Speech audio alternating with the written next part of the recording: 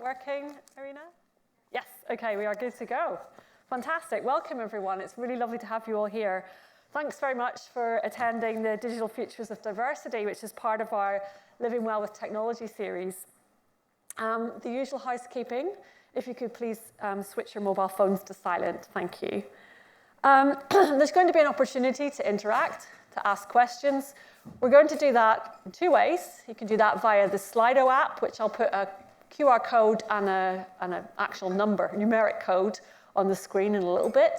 And you can ask questions anonymously through that if you're not feeling brave enough to put your name to it. We also have the traditional microphone, and we'll have someone can bring it to you if you want to ask a question that way. There are no fire alarm tests planned for this evening, so if you hear the fire alarm, you can just evacuate immediately using the nearest exit.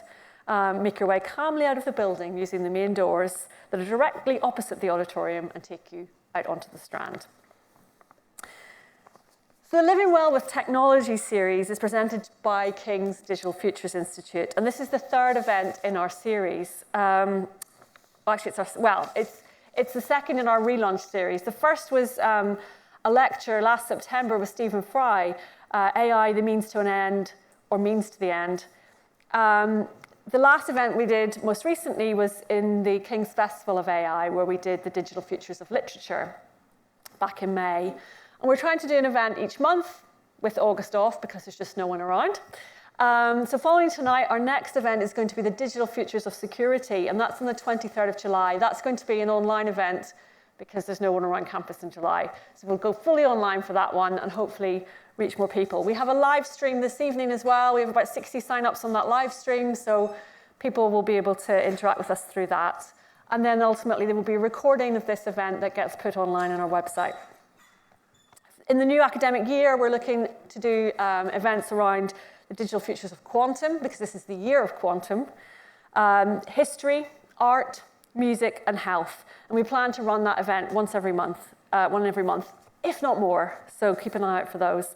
And if you'd like to find out more about digital futures, join our mailing list and find out about the other events we run. Visit our website or follow the King's Digital Futures Institute on social media. We are on LinkedIn and Blue Sky. Right. Now we get to tonight's panel. So this was prompted by recent events in the US, shall we say, where President Trump sort of went all in on a war on woke. He's slightly preoccupied with other forms of war right now, but the war on woke had already started. So lots of things around cancelling DEI initiatives. And it raised lots of questions for us, for the UK, where we have many US companies based here, for example, but also just generally, what are we going to do in light of these kind of things happening? And what role does technology play? Because we know that technology is very, very useful in helping us achieve diversity goals, not least through data and the types of things that we need to record, but it can also be problematic. Things like artificial intelligence that we know is inherently biased. So we've got a team of experts to tell us about this, and I'm going to introduce them to you all. First up is Birgit New. Birgit is a UK-based independent senior advisor with award-winning expertise around inclusion and strategy design and change management, research and communication practices. She's held a variety of global roles at HSBC, including Global Head of Diversity and Inclusion, and has a business career spanning multiple sectors: digital, retail, publishing, and financial services. She holds a number of UK network leadership roles, including co-founder and co-chair of KNIT for Corporate Inclusion Specialists, senior advisor to Nexus LGBTQ+, for the LGBTQ+ employee network leaders, and co-chair of Gender Networks for Women's and Genders employee network leaders. And she's rapidly becoming a go-to person on AI and bias in industry. Lewis Iwu specializes in advising organizations on devising and executing winning arguments and campaigns on social and environmental issues. He's pretty good at that because he is a global public speaking and debating expert. He's participated in or moderated over 1,000 debates. He's a former world debating champion and has coached England to win the World Champions in 2016. He has advised organizations across the world, including Unilever, Sky, the UN, Rosewood Hotel Group, National Grid, Allen & Overy, Sanofi, Pfizer. It goes on and on. In 2021, he published a masterclass with Malala Yousafzai on how to achieve social change. And then coming to our King's experts for the evening, Professor, gone the wrong way around here. You're on a different list on my bio. Sorry, Dr. Nessa Kero first. Nessa is a senior lecturer in media diversity and technology. She's program director for the MA Global Media Industries and the department's EDI lead. And throughout her career, she has pioneered EDI strategies and technological change management within higher education and industry as research director and consultant. And this includes advising senior management teams, contributing to industry reports and to thought leadership. And at the end, we have Professor Elizabeth Killen. Elizabeth's research explores digitalisation and diversity at work, inclusive leadership, and gender in organisations. And she's published widely on this in leading academic journals, and is the author of 5 books. Her latest book, Patterns of Inclusion, How Gender Matters for Automation, Artificial Intelligence, and the Future of Work, is based on a Leverhulme Trust Major Research Fellowship. And she's also about to become one of our Digital Futures Institute Fellows for the upcoming academic year. So, everyone has got are really well qualified to speak on these things, so I'm not going to throw questions at them, and then you can throw questions at them too, and we'll try and get to the bottom of all of this. Oh wait, Slido. Right, if you want to ask questions, so our clicker doesn't work, so I have to get up and move around. If you want to ask questions, and that's the most enormous QR code I've ever seen in my life, you can, if it fits in your phone camera, you can scan that, or you can just go to the slido.com website and put that code in. And it will take you to a form where you can ask questions anonymously, and you can upvote other people's questions as well. And then I'll be able to see them and pass them on to the panel. So I'm going to start off with a quick question to each in turn. How has your own work or experience shaped the way you think about diversity in the context of our increasingly digital lives? Very good. I get to go first. Yes. You get to go first. I think the key thing for me, because there's so many different aspects of the work that I've done that it's touched, but I think the kind of stark moment for me was working in diversity. I started about 15 years ago, back when working in diversity meant it was more about doing sort of events and awards and network things in person. We weren't necessarily quite so evidence-based in terms of the approaches that we were taking in the early days of that work here in the UK. I think it was really, the quest for data and the quest for understanding what is actually happening to different groups of people, and also the sort of capabilities of the platforms and the technology starting to give us better analytics that gave us a better window into where the challenges inside organizations actually were. And that was sort of the penny dropping moment to realize what the power of data in understanding what is actually going on and what organizations need to be focused on. That woke me up. Lewis. Yeah, I mean, so at Purpose Union, which sort of me and my co-founders set up 7 years ago, we were quite concerned that some of the world's largest organizations, influential organizations, were maybe a bit behind the curve in terms of how do you actually address some of the structural challenges that we see across the world. And so how has that shaped how I think about this agenda? I think one is getting ahead of the problem before it manifests itself. And I think, we learned the hard way in COVID that sort of the digital divide is a real thing. And I think we have an opportunity with emerging technology to get ahead of some of the big questions in relation to equality. I think the second is we do a lot of work on, who is in the room when these decisions are made. And one of the things that I think we're concerned about is the conversation, let's take AI specifically right now, lots of different conversations happening across society. I was at South by Southwest a few weeks ago where 90% of the conversation was about AI. But are the communities whose lives will change quite dramatically because of this technology, are they in the room? Are they taking part in these conversations? Are they even aware these conversations are happening? So that's something that we're very live to. And the third is, who's controlling a lot of the companies, specifically private companies, who are driving this technology, and in particular their boards, their leadership teams, the people who finance them, and are they diverse? Who's in the area? And are they sufficiently equipped with the knowledge, the experience, the networks that allows them to have a rounded view of how this technology can actually be great, but also can be pretty damaging too. And for me, those are the three things that kind of we're thinking a lot about. Thank you. Nessa. Yeah, so I'd say for my research, I mostly started out working with the promotional industry organisations, so lots of commercial organisations, and really my primary concern was looking at diversity and the impact that structural inequalities, I think there'll be lots of threads between and synergies between our work, but how these inequalities affect workers, practitioners from marginalised backgrounds. And I'll say since 2020, similarly to what Lewis was just saying, looking at how technology is really having an impact on the type of work that people are doing, but also how different marginalised groups are being affected differently by these different deployments. So that's mainly what I'm concerned with. But also looking at communities, looking at audiences, how are they engaging with tools such as ChatGPT, particularly as they're becoming more sophisticated, as voice modes are being introduced, as different vernaculars, accents, languages are being introduced, and understanding how affordances and inequalities and refusals of digital blackface, for example, is having an impact. So what's this synergy between what organisations are doing with this technology and the impact it's having on the end users? Thank you. Elizabeth. Yeah, thank you for having me here tonight. When I think back about technology and how I became interested in that topic, what really stands out to me, I was a master's student a long time ago, and I was taking a class on gender and technology, and I remember so very vividly some of the reading we were doing. And the reading would ask questions that, are partly historical now, but the question that one of the readings asked was, why did the first generation of electronic typewriters develop out of the mechanical typewriter rather than the early computers?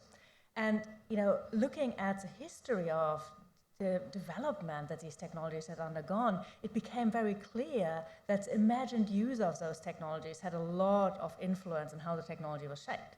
So in the case of the typewriter, at the time it was still secretaries and PAs, they were presumed to be women, and they were presumed to have experience with mechanical typewriters, so the electronic typewriter was just, a reiteration of what they already knew. So that was a safe choice, a safe technological development. Whereas the computers were much more for hackers, for creative, people who wanted to do, shape the world in a different way. And the assumption was, that these women wouldn't be able to deal with this technology. It's kind of fascinating to see that, historically and how things have shifted and how the workplace has changed and what happened to those jobs as well, right? So we all know that too. But that kind of spurred for me a deep interest in understanding gender and society in the context of technology. And I particularly looked at the social shaping approach to technology, so that technology is shaping society, and that society is shaping technology, and how these shaping processes take place. And I've done that work, for my PhD when I looked at programmers. So I was literally sitting for hours behind programmers, observing how they code. It was thrilling, I can tell you. I still can't code properly, but I have understood, the basics of it, and they were very patient with me and explained a lot. And then I focused on lots of other different topics, in between. And then around 2019, I had the feeling that something really interesting is happening in the space. So I wrote a grant proposal focusing on gender, the future of work, and digitalization. And it was kind of fortuitous that during the duration of the grant's entire AI explosion really happened, and people could suddenly understand what I was asking them about. And one of the people I interviewed told me, what you were asking me early in 2020 when we were all kind of thinking about COVID, now I finally understand what you were on about. Because at the time it was almost a bit early, but now everything has caught up. So that's really shaping my work, and it's very much bound up with inequalities that we see in the world. I think that's what you say there about, historically there has been user input, and now we're seeing this kind of wave of technologies where that user input is shaping lives, or the user input is missing, but the technology is shaping lives. And I want to start off by taking it back a step to the data itself, so to Nessa. And by the way, everyone can chip in too, by the way, so it's not just solely to Nessa. If we start thinking about data, what are some of the current challenges about collecting that data, especially demographic and identity-based data? Is there a way we can use that to make things more equitable? Yeah, it's a really interesting question, because I think we firstly need to start off by asking, what is data? Who's using the data? and how do different organisations make sense and collect data as well. So I'm sure many of us on the panel, we work with different organisations or do research, and we're working with different elements of data. And I would say some of the organisations that I do work with, I'll give an example of a kind of big market research organisation that does a lot of public data collection for various government bodies, for various charities, etc. Sometimes talking to them, or historically talking to them, and the type of work that they're doing and when they're collecting data, they have no idea what diversity is, what diversity looks like. And similar to what Lewis was saying earlier, it's only really since 2020 that a lot of organisations started speaking about diversity and really understanding what diversity data is. So within this particular organisation, for example, they have a panel where they can approach up to 7,000 people to collect data on them, which they then send to their client, which may be a government body, to make financial decisions for a particular council across England. Within that, they only have a 2% amount of people who are from ethnic minority backgrounds. So they're making public service decisions in relation to funding, distribution of government resources, etc., etc. And they really have, just having such a small sample shows that they really don't understand the impact that the limited amount of understanding they have about diversity in the different communities in which they're supposed to be serving has, and the damaging impact that can then have because they don't have the accurate amount there. So I think there's various solutions which we can all go into. I would say the main one is making sure that we're using the right organisations. Again, one of the results of 2020 is we had lots of these organisations, market researchers, consultants suddenly saying that they were diversity specialists. And that was problematic within themselves. They didn't have the resources or the understanding. It was purely to get the money. And we're seeing the offset of that at various local councils. I live in Croydon, in the borough of Croydon myself, which has gone bankrupt several times. So I'm sure some of these issues may have been the offset of some of that. So data is exposing a lot of the issues, and then without it, we're not going to be able to do anything. So this is part of the problem, is that there isn't the data in the first place. Yeah.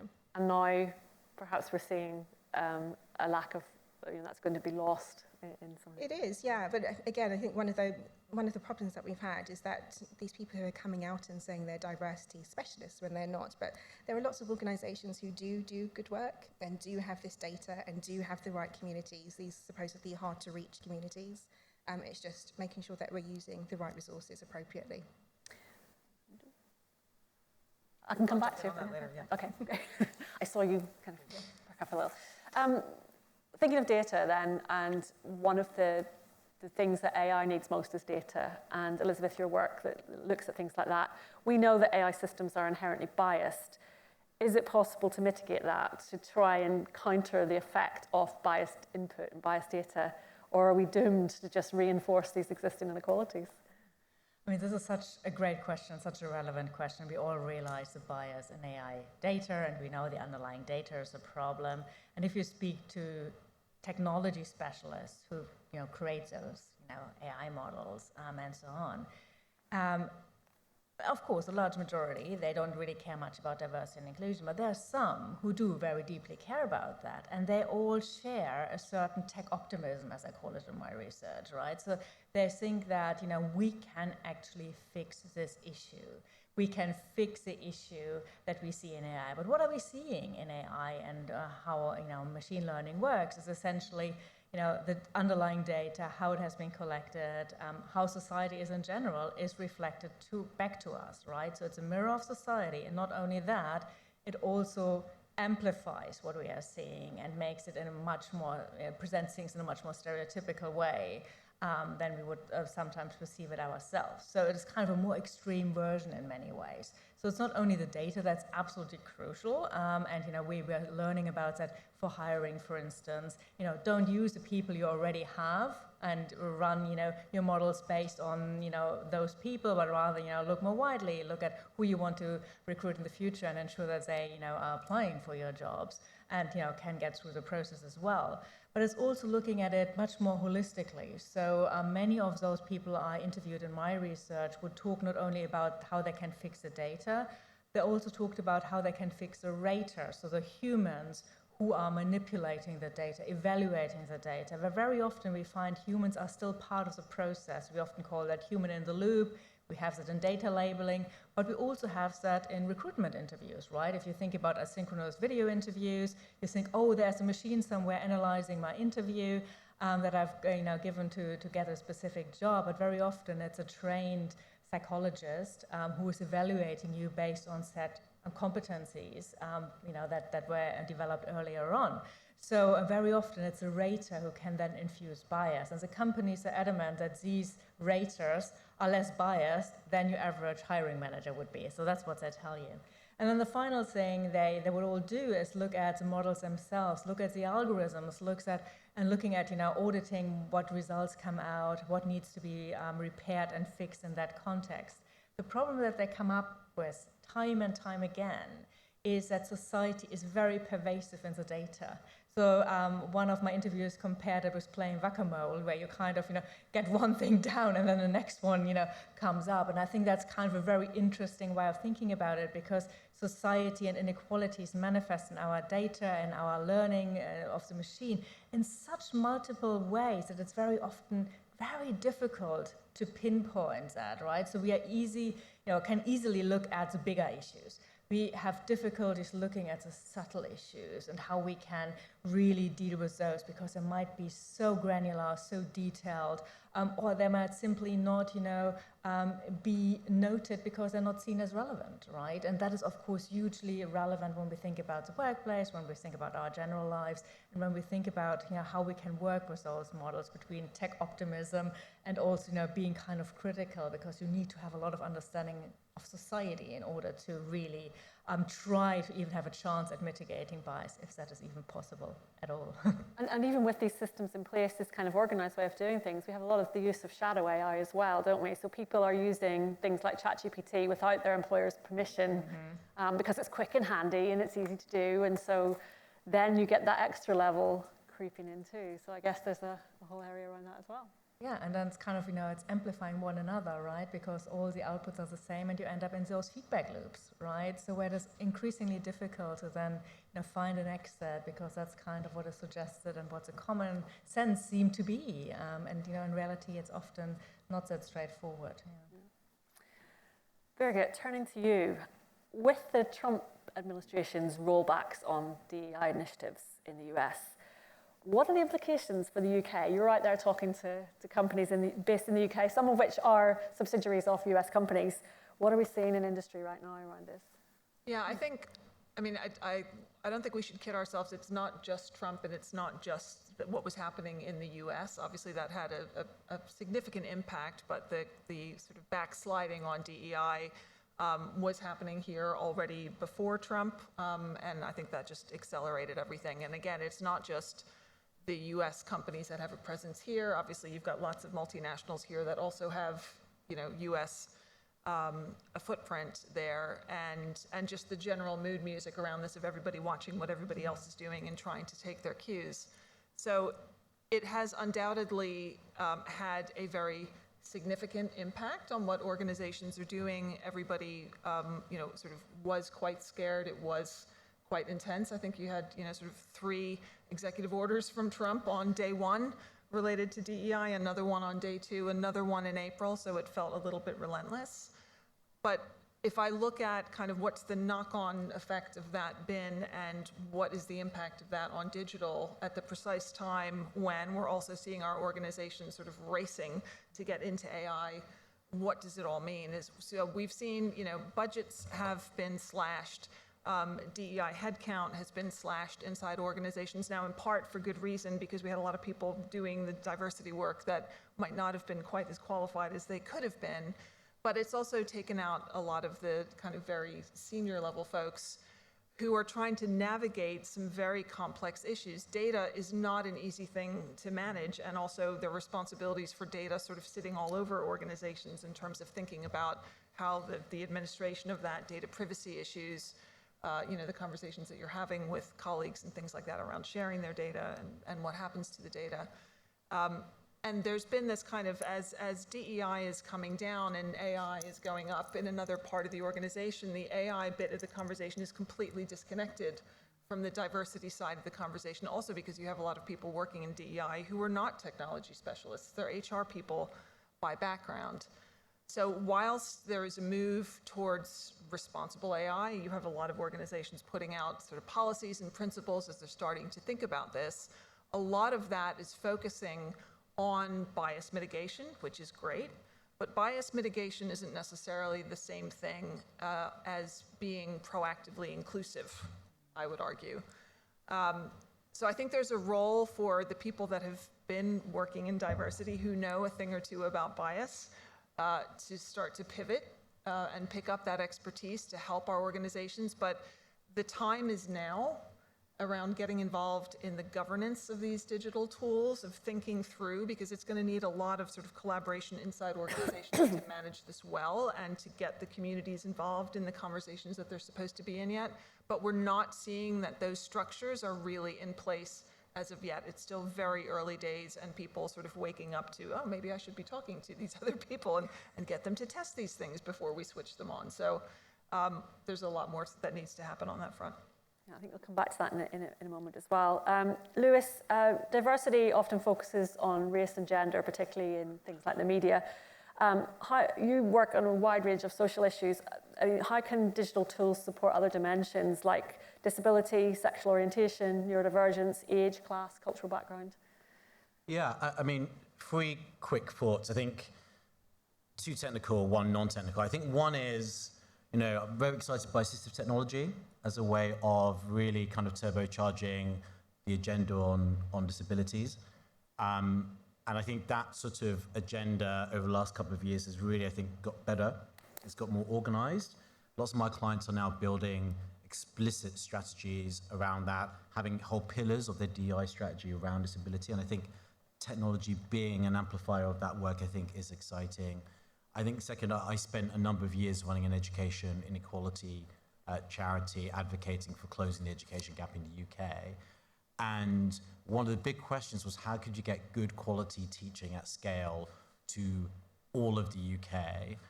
Because we know no education system can be better than the quality of its teachers. And I think the role of personalized learning, reducing the workload of teachers, being able to scale good leadership in schools is something which I think technology, will help with as well. And I think in terms of social mobility and sort of social mobility cold spots in the UK, I think that's exciting. But, for me, the more interesting thing, those are important, some important technical applications of where technology is going, is persuasion. Because I think right now we're in a persuasion crisis, and I'm not going to miss my words. I think the challenge to a number of the groups you've mentioned and that agenda is building enough of a coalition that says it is okay, and in fact we should support organizations prioritizing and focusing on equitable outcomes for the groups who've been marginalized for such a long time. And what technology can do is not only help you to build campaigns and develop and craft messages informed by better data, which I think is quite exciting. It can also help you with the delivery mechanisms. And there are new and interesting social media platforms which I think are being cooked up, an alternative to X. I notice you're not on X as an organization. Good choice. And I think in terms of reaching new audiences with much more tailored messages to build that coalition, that's super important. And I fear the conversation around diversity, equity, inclusion at the moment either is, this agenda is dead, oh my gosh, let's move on to the next thing, or there will be a technical solution to help us deal with these challenges. Both are, to some extent, I can understand why people have that reaction. I think fundamentally we've got to ask ourselves, how do we rebuild that sort of community of people in this country and beyond who think it's actually a good thing that we include more people in our society and not exclude them? And that is the big political challenge. It's not just DEI, by the way, it's also true of the climate movement. It's also true of a host of agendas. And for me, the merging of the persuasion game, but also what technology can do to reach those audiences is, I think, super exciting and will help those groups almost just as much as the technical solutions. And I just want to pick on something you said earlier, which is about the digital divide. So if there's a willingness to do this, can we improve the divide? I mean, one of the issues with that is just the people that don't have access to this technology, not just to be represented in the data, but having access to the technology itself. Yeah, it's a good point. I mean, the pandemic is a very good example. There were a number of school interventions that were made on the assumption that everyone had access to broadband. We know 2.5 million households in the UK struggle to keep up with mobile phone bills, and companies like O2 had to literally give out free data to people. People were shocked by that. There were people, this is live, we're Chatham House rule to some extent, but there were people who should know better who were very, very surprised at the fact that not everyone had access to, not high-speed broadband, the internet full stop. Yeah. So I am concerned that we still haven't been able to close the digital divide with technology that exists already, let alone new technology which is moving rapidly. And I think to the point made earlier on, we're already beginning to see a bit of a divide opening up in terms of access to ChatGPT, for example. I was with a social mobility charity the other day, and a leg of their strategy over the next couple of years to work with young people who come from disadvantaged backgrounds because of their parental backgrounds and the geographies they live in, is to actually provide free access to premium ChatGPT. And I think you're going to see more of that in the future because that divide is real and could get bigger. It's really marked. I mean, during the pandemic, my daughter's primary school in East London, there were a number of pupils who did not have any access to the internet at all, and so the teachers would print out the work in packs and deliver them by hand to their houses. And that's in London. And we always think about this digital divide being, there's some people in the Highlands of Scotland and they don't have a broadband connection, but it's happening right on our doorsteps. Yeah. Okay, so I'm going to just sort of open this up to anyone that wants to take it, but we've touched a little bit on this, but are there ways that these emerging technologies can be used to create more inclusive digital spaces? And do you have examples of any successes at that? I think, just building on what Lewis was talking about from an accessibility perspective, if we look at somebody like actually Microsoft is a really good example because they actually have everything in the public domain. So it's worth having a look if you are interested in that sort of thing. They got heavily into what they could do with their digital products, I think through gaming initially, right? And trying to make gaming more accessible, and then that kind of spread throughout the organization, and they've made that a real sort of, pillar for who they are as an organization to drive that through their products. So I think there's some excellent examples there, and also the fact that they've then said, we're actually going to share how we've done it with everybody else, because it's so difficult to do that. Even if we put it in the public domain, competitors aren't all going to lift it and do the same exact thing. Yeah, I'd say it's challenging. We were discussing, I can't remember, someone in the audience outside. There are lots of examples of good practice at the moment. So there's lots of organizations on LinkedIn, for example, who are sharing their AI fluency guides, their approach to digital inclusion in the workplace. And those were all great initiatives, but similarly to thinking about the digital divide in schools, that's great if you have the resources as an organization. The problem is when we're looking at small charities. I'm a trustee at a small charity, and the majority of their filing still happens quite literally in paper files in their office. And the thought of ChatGPT and all of these affordances of technology just isn't a potential possibility, because they're looking at how are they going to survive the next couple of months, let alone think about digital advancement. So the organisations that have the resources to put these teams in place, who have networks for diversity and inclusion, they're the ones who seem to be trailblazing a lot of this, but it's the smaller organisations, the schools, etc., the local councils with limited funding, who are the ones that are suffering within this space. Are there risks about relying too heavily on technological solutions? And you've mentioned there, we kind of have to pause and say, do we actually need this technology at this point in time? So could digital tools, could they worsen systemic issues? Does anybody want to talk about that? Well, in many ways, there is this kind of idea we just throw technology at it and these things will disappear. And I think this tech solutionism is, part of the problem, because there are people who understand very little about technology thinking that they can solve those issues. And I think it also goes back to a point we discussed earlier, when you think about how organizations, in particular corporations, develop new technologies. yes, they all have diversity and inclusion people, and I spoke to many of them. It was very notable, similar to what Nessa has observed, that these people were rather new to diversity and inclusion. They were the 2020 intake, so the pandemic, and Black Lives Matter happened at the same time. So that kind of led to this influx, of people who were supposedly diversity and inclusion experts, but couldn't understand technology, so they had very limited ideas about what is actually happening in tech development.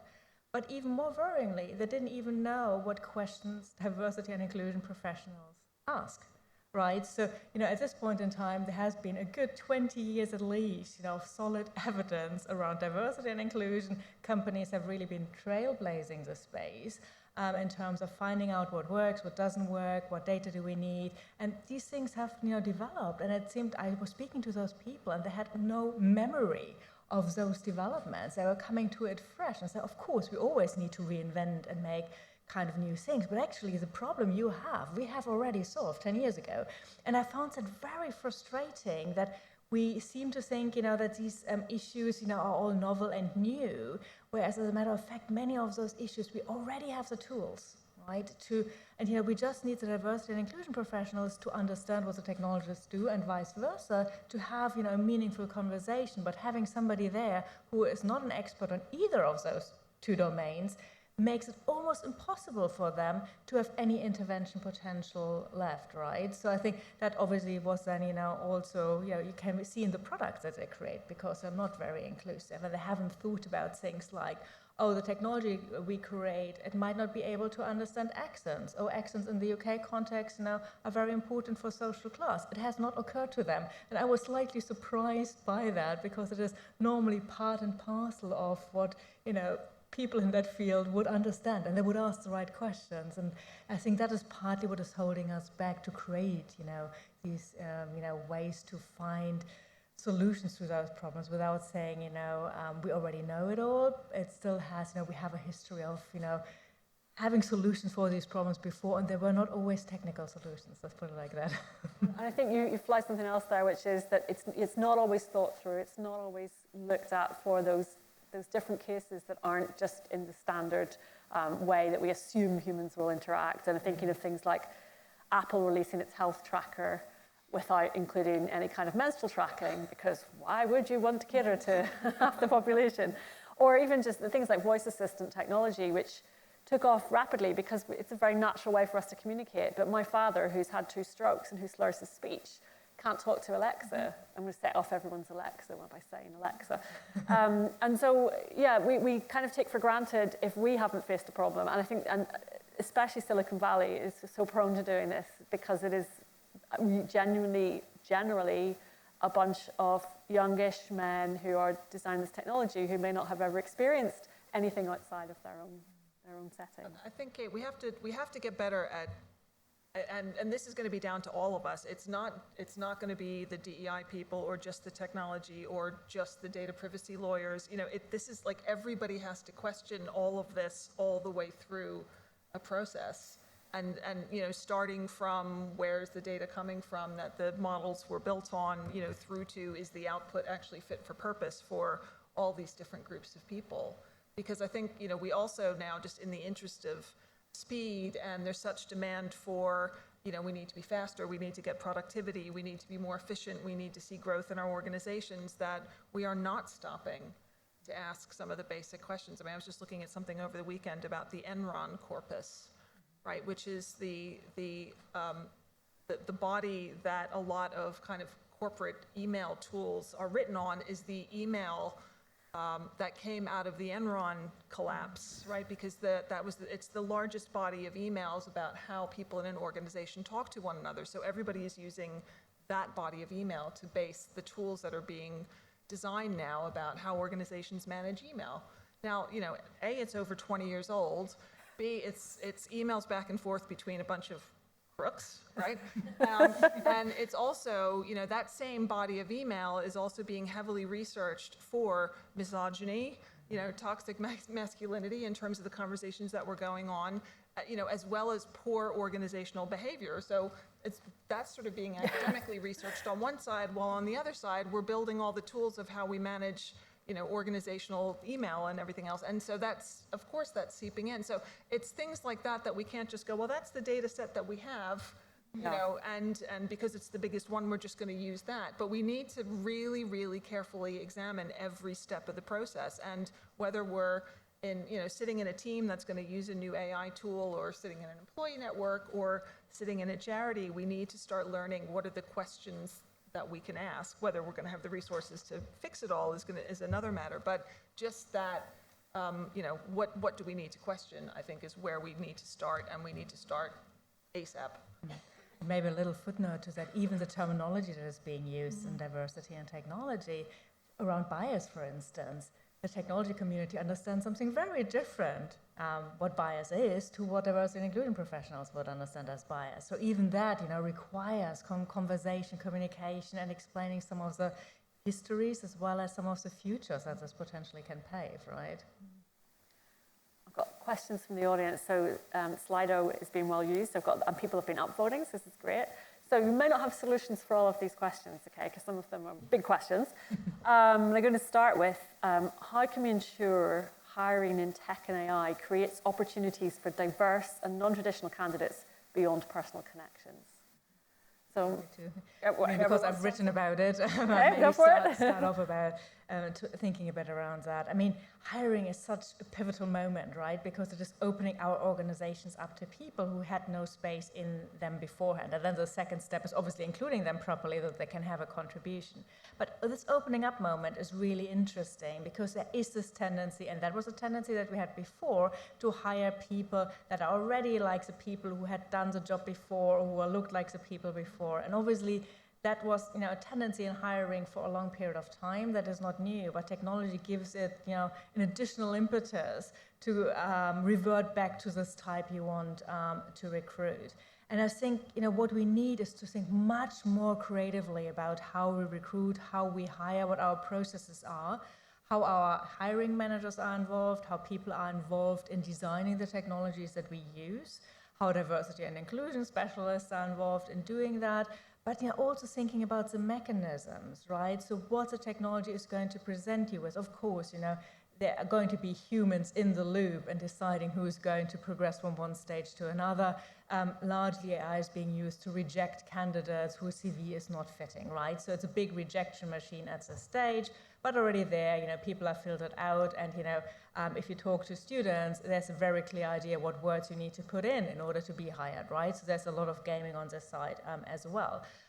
However, what is quite important is to think about this entire hiring funnel and how we can intervene there. But also, when we get to the final list of candidates, how do we deal with that, right? Once we get to our long list and short list, who do we give an opportunity to?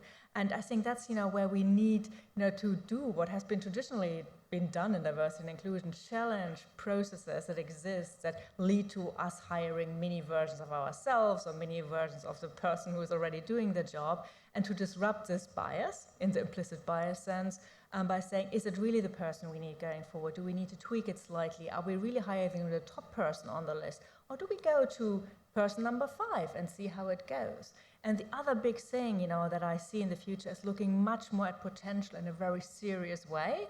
At the moment, organizations tell you they look for potential, and they basically use it as a way to just replicate the existing workforce.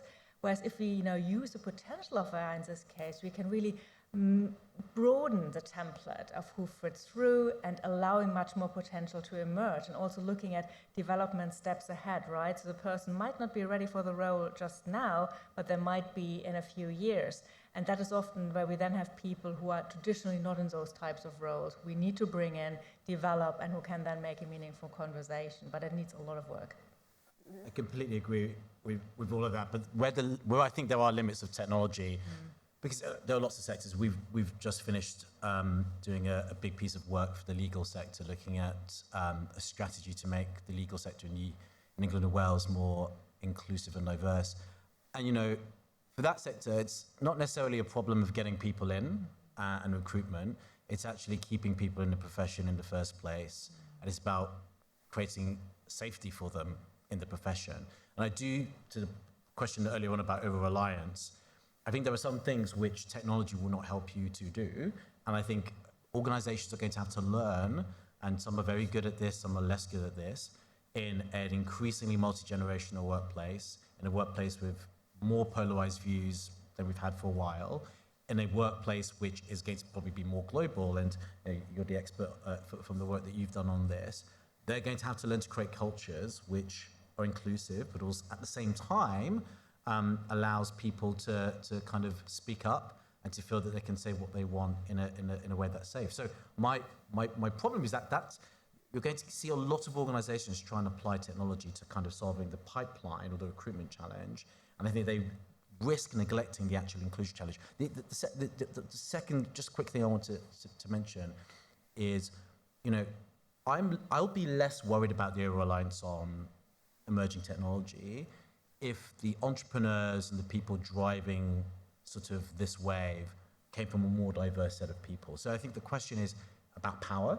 How do we get more capital into the hands of amazing, talented people who may be Black women, who may be people with disabilities, who may be people who have amazing lived experience or come from particular communities you don't see represented in the boardrooms? And for me, that is a big question for VCs, it's a big question for government. And I will sleep better at night to that question if we have a world like that. I think that's That brings us on to the second question really well. So we often hear about women in tech, but where are the efforts for Black and brown inclusion? It often feels deliberately ignored.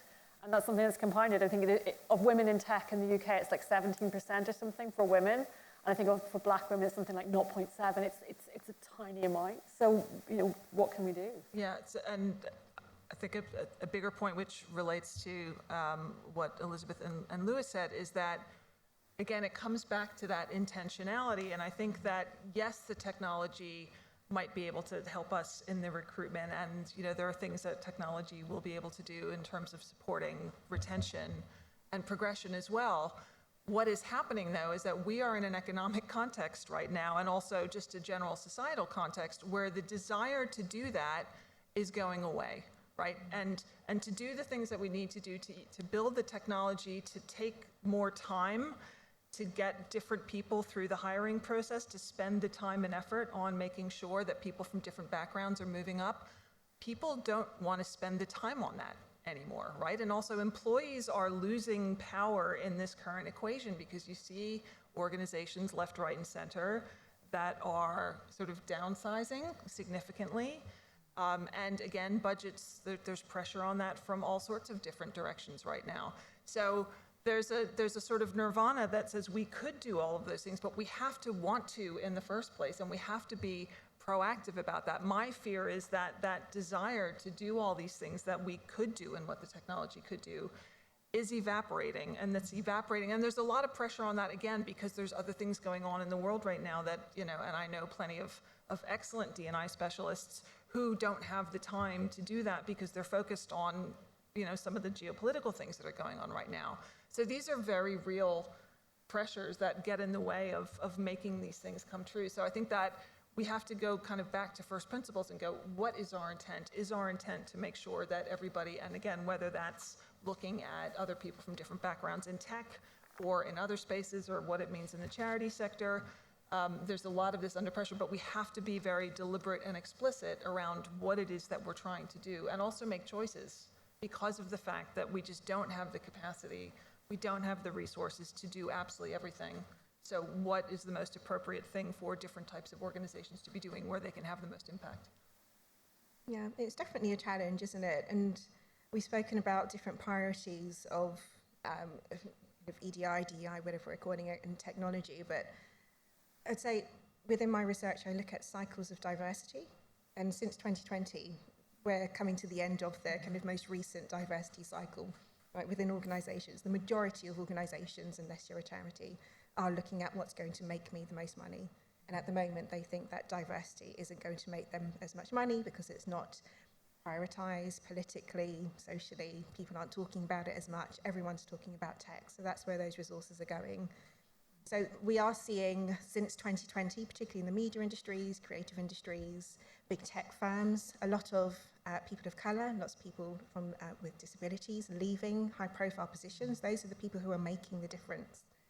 They're leaving these organizations as of 2023, and of course from the beginning of this year, the ripple effect of not only Trump, but of course the EU ruling, looking at the biological definition of sex. All of these are having impacts. People are scared because they don't know what to do, and it's not a priority anymore. So it's an unfortunate reality that a lot of organisations in marginalised communities are facing. Can I, just because we had this conversation a few weeks ago on a lovely panel, and I think a couple of things. One is, I think the companies who aren't prioritising this, they think it's a fad, they've dropped it, I think we'll lose out in the long run. And this is why I think it's an important imperative to put money and capital in the hands of very talented people who come from underrepresented communities in the space and let them work their magic. Idris Elba the other day was talking about how he set up a fund. He's going across Africa and the Middle East, finding talent and giving them capital to build the metas of tomorrow. I think that's important. I think the second is, there's still demand in the US and UK for companies doing this work, right? In fact, we have a poll of under 40s that we do regularly, and over the last 4 years, the number of people who want businesses to do more in this agenda has actually increased substantially, right, across 4 years. And so, a lot of our clients are doubling down on their work on this agenda. So I think what's happening is, you've got the late adopters who weren't, I think at the start of the cycle you mentioned, joined a party relatively late. We know they weren't that committed and they've quickly run away.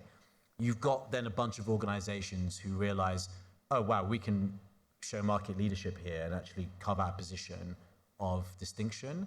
And also because we know it makes us more money, because the evidence is there, we can also do well financially. And then I think you've got a group of companies in the middle and organizations in the middle who are just a bit unsure and need reassurance. And I think it's that squeezed middle, for want of a better phrase, which I think is going to be an important category of organization in the next 5 years to get through the next cycle, which will determine kind of what DEI looks like in sort of Britain and beyond, going into the 2030s.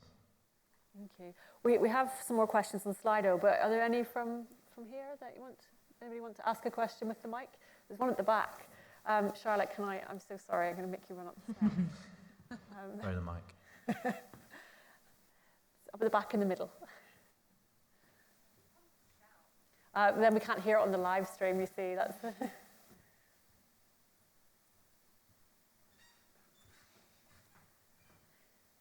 squeak, squeak, squeak. Hi there. I've got 2 things I wanted to say, really. I work in the talent and recruitment space. Firstly, around applications and what I'm seeing in the market, and whoever designed the quick to apply button needs. I was going to say something awful then, but we are recording, so yeah, just needs to have a word with themselves. The question I've got around this piece is, we've got potentially AI developing a job spec and a job advert. We've then got applications at mass, because of where we are standing at the moment from an economic perspective, using AI to write applications and CVs. And then we've potentially got an AI tool that's matching the two together. The impact that we are already seeing is that a much higher percentage of people are getting through that first screen. So we're actually breaking the recruitment process. So that was more of an observation, and I'd love to hear your thoughts on. The second piece is around hiring for potential, which I strongly believe in. I work in the D&I space myself. But what impact is the jobs that we're going to be doing in this space? We're going to be in a role, where we're not doing careers for life anymore. We're going to be going into roles where we need to be doing this role for 18 months to 2 years, and then we're going to have to be very agile to meet the business needs to change roles again. Our business is going to be mature enough to understand what that potential looks like, and how are we going to be able to identify the skills that we need and the potential that we need, not the experience that someone has got, in order to meet those business needs. And my worry, and I agree with you, Bridget, in terms of, I don't think there is the appetite in terms of this inclusion and diversity conversation, sadly. My worry is that it's going to have a we're all running before we can even walk and don't know what's coming in this space, and we're going to break these processes quite catastrophically to the impact of investors, profits, customers, etc., before we start finding these solutions. I'm not even sure there's a question in that. It's more of an observation, but I'm keen to hear some of your thoughts on those points. I'm pretty sure that Birgit has some thoughts on the hiring process. I think you've talked about this before. Yeah, I think one of the things, again, to your point of that dreaded apply now button, that means that every job application is getting flooded with thousands of people coming in, is that even with that, there is such a divide. I actually got a call from a friend who is approaching retirement but still wants one more job, has not interacted with AI at all, had no idea on his CV that as he's looking to apply to something on LinkedIn, that he needed to get AI to go over his CV and put in all the keywords from the job spec to even get through that. So again, we have people that are not familiar with these tools, that don't know these new rules of how to go about getting a job, that are now already being kicked out of this crazy recruitment market at the moment. So I think that whilst some people might be getting in, others are going to be left behind. So again, we need to approach this with a sort of fresh pair of eyes, and not just, we're just putting AI on top of an existing process, but it's changing the process, it's changing the dynamics, and organizations, whether you're a candidate, whether you're the employer, or whether you're in a third-party position, we need to understand that there's also going to be different AI running that potentially everybody's using at every different point in the process, so that we're going to get to the end of the process and we're not going to understand why we don't have any Black people or why we don't have any of X community that have gotten through to the end. So there's some massive watch-outs, I think, on this. Interestingly, having spent the weekend sifting through several hundred job applications for academic posts, I can say that academics are not quite into this trend yet, and you can really spot the ones that have been using ChatGPT.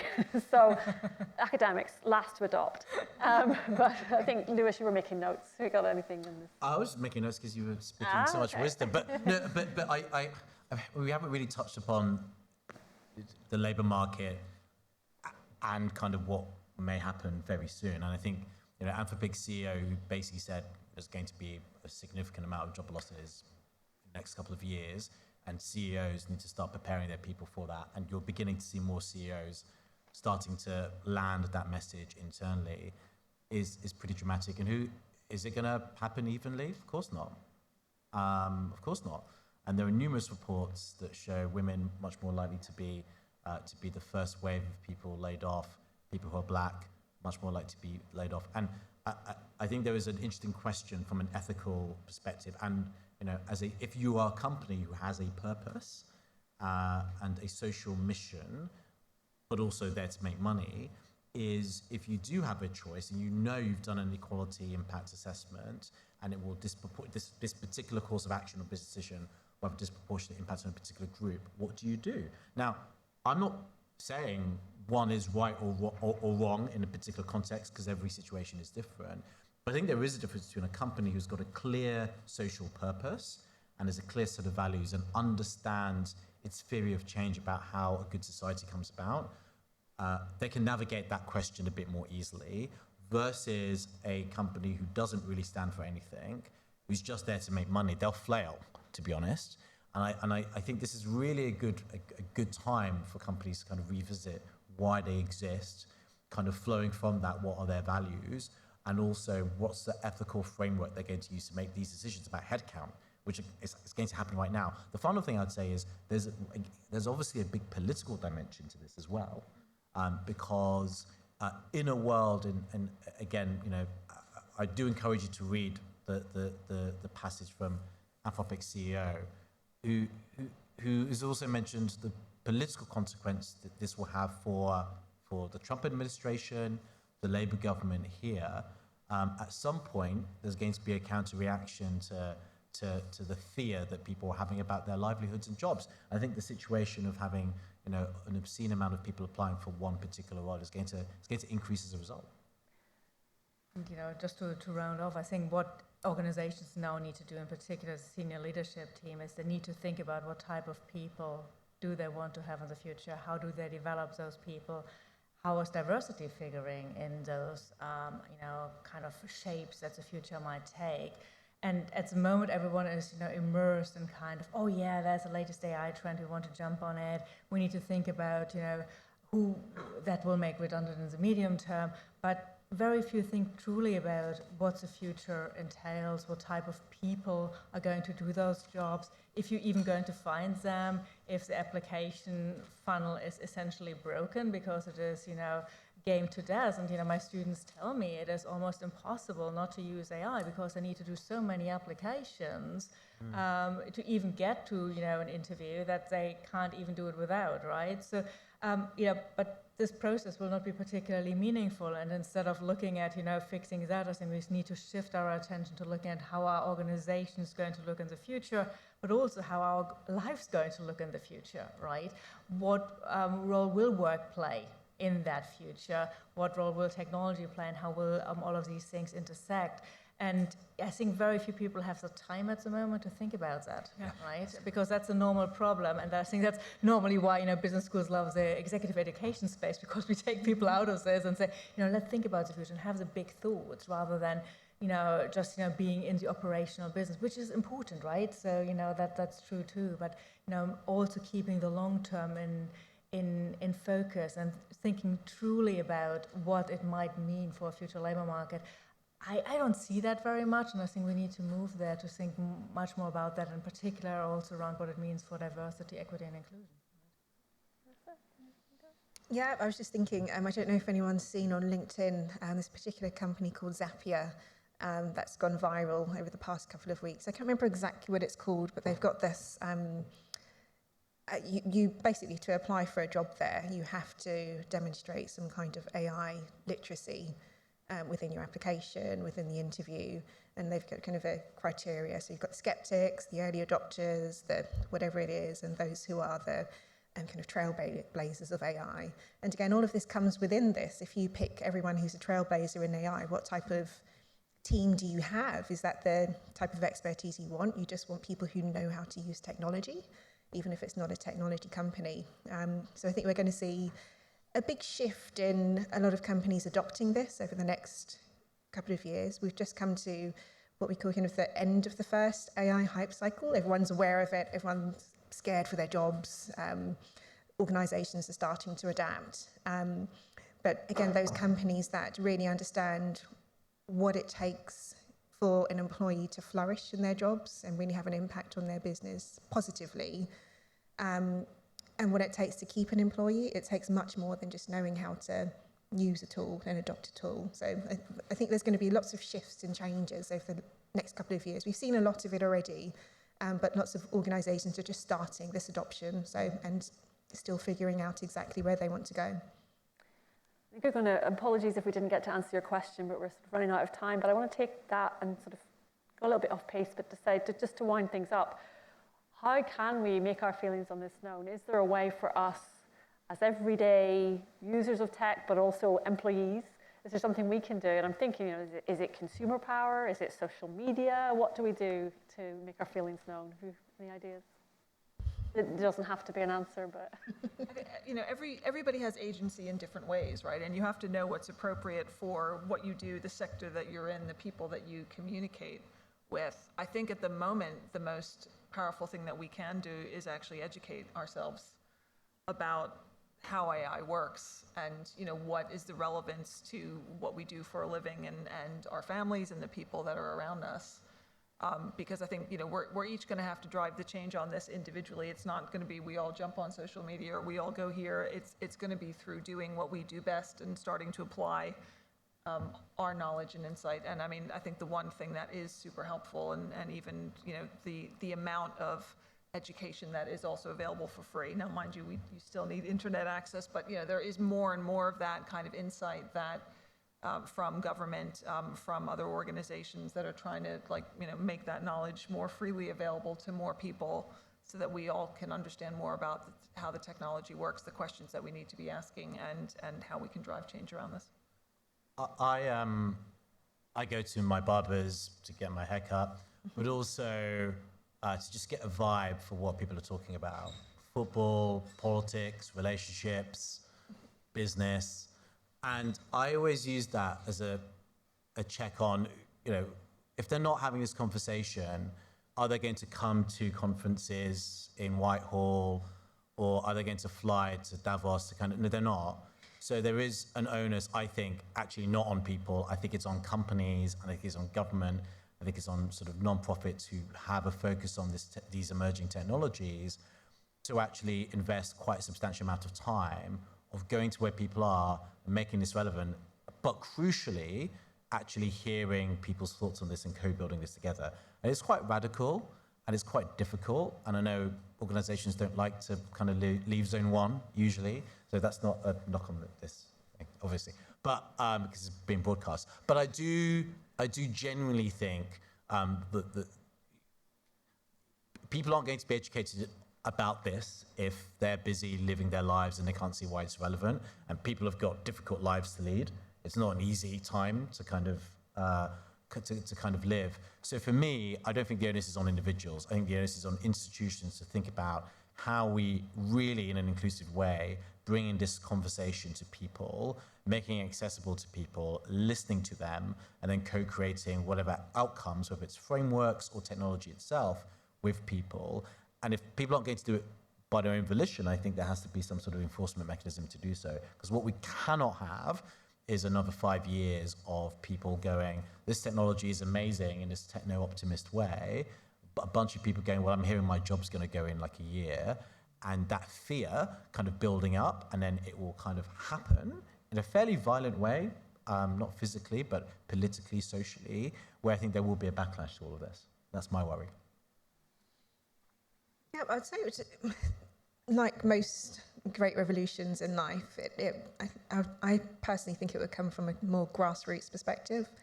I think it would be the people who are in the junior roles. I think it would be the communities, the marginalised communities who are affected, who are already quite advocating for a lot of this. I know Elizabeth spoke about techno-optimism, but there's been a great book just released called Techno-Skepticism, and it's looking at the ways that different communities are reacting to ChatGPT and how it makes sense of being able to buy different skins and buy black skin and create an ad campaign for this, but you can't buy Afro hair, for example, for a lot of these things to create an advertising campaign. So it's how that technology, who is affording and allowing for this technology to represent the very communities in which it's attempting to do unsuccessfully. I don't have much hope for big tech companies. I don't think they care. They've never cared. So unless they are owned, as we said, by people who look like the people from marginalised communities who have these experiences, that's not going to happen by them. There are attempts to make change. In America, there's Latimer AI, there's Black ChatGPT, I think, or Chat Black GPT, which are Black-owned LLMs, and they are taking a social justice approach to this. The difficulty is, of course, they use OpenAI's infrastructure. So we're still going to have these inherent problems, but I think it will come from the marginalised communities themselves standing up and co-designed as well and being participatory in their approach.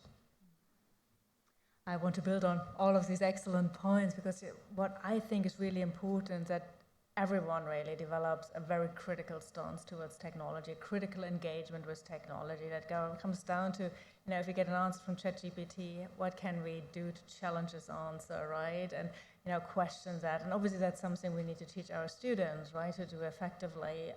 But it's something that we can all practice. Of course, the long-term effect is also that these models hopefully are going to improve when we challenge them or not. But it's also developing a more critical stance towards technology, and to say, okay, this is not the panacea for everything. It is something we need to critically question. And after all, it's something that we shape. Right, and I think we see the social shaping of technology, particularly in AI and how the technology is being created, because we all can have an input in shaping it.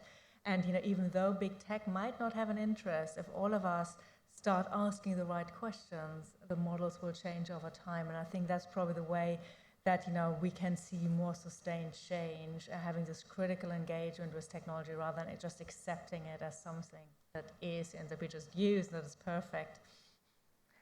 Thank you very much. Just before I say thank you to my panelists, I'm going to do the whole thing where I give you yet another QR code, a slightly smaller one this time. But this is if you want to give us any feedback and evaluation. You can also sign up to our mailing list via this too. But thank you so much to our speakers on the panel this evening for sharing all their thoughts and expertise. It has been so wonderful to have those different viewpoints, all of which kind of converge in a similar thing. I like it. It's a panel where there's no fights, except the fight for justice, so that's quite nice. So thank you very much, and thank you all very much for coming. Thanks for moderating.